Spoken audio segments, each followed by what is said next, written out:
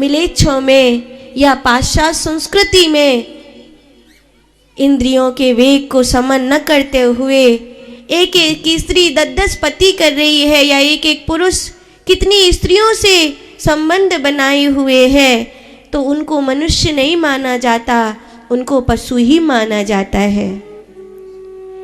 यही कारण है कि भारत विश्व गुरु है, क्योंकि भारत सिखाता है जितेंद्रिय कैसे हुआ जाता है। ये संतों का देश ये सिखाता है कि राम ने अपनी एक पत्नी के सिवा किसी और स्त्री की ओर नजर उठाकर भी नहीं देखा, वरना तो शूर्पणखा कोई बुरा ऑप्शंस नहीं था। रावण के घर के मेहमान हो जाते वो, बस इतना ही तो करना था।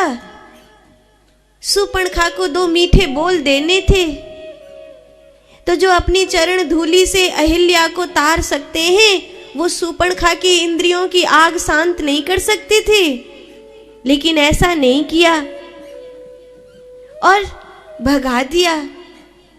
कहते नाक कान कटी उसके।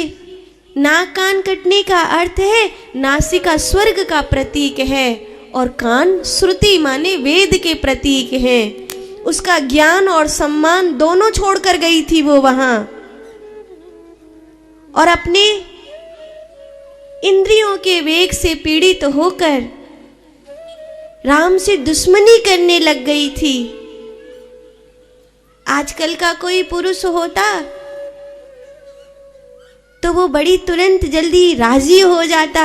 रावण की बहन आकर खुद ही कह रही है कि मैं तुमसे प्रेम करती हूं, और उसको आपत्ति भी नहीं है, सीता को रहने दो, मुझे कोई आपत्ति नहीं है। तो पिताजी की भी तो 3 थी, तो मैं ही 2-4 कर लूं तो क्या बिगड़ जाएगा। लेकिन राम जी ने ऐसा नहीं किया, क्योंकि राम जी ने बताया सारी दुनिया को जिया कैसे जाता है।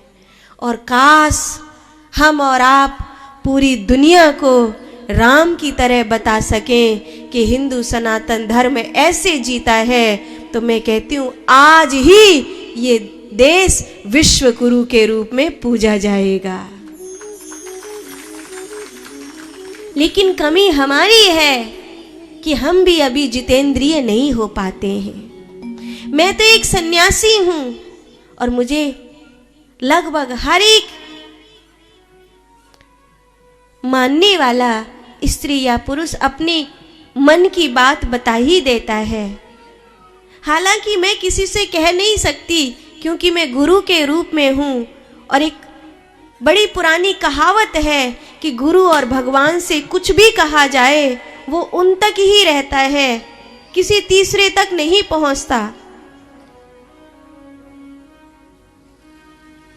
तो दुनिया भगवान और गुरु 2 ही जगह अपना हृदय खोल पाती है।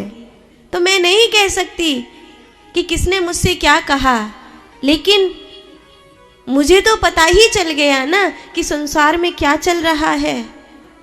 और मुझे बड़ा आश्चर्य होता है कि मनुष्य इतना कमजोर क्यों हो रहा है। क्या मनुष्य अपनी इंद्रियों को नहीं जीत सकता? इतना भी कठिन नहीं है।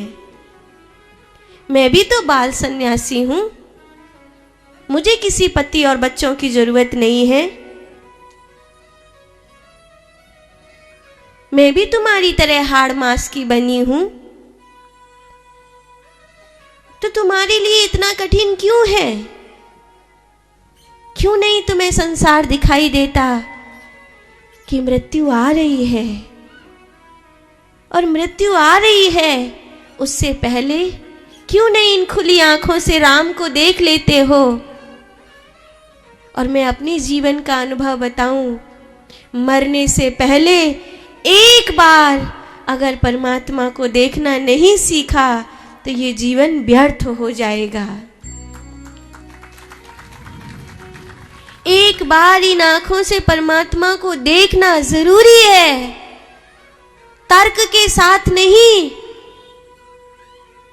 मृत्यु को पहचानते हुए, श्रद्धा के साथ।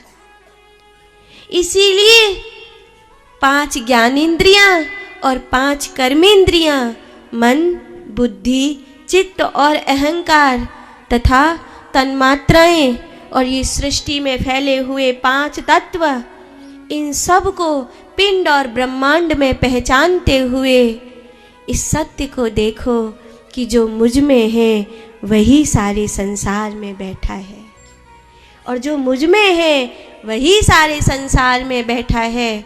तो फिर इन इंद्रियों के वेग को जीतना कोई बहुत दुर्लभ चीज नहीं है, आसान है।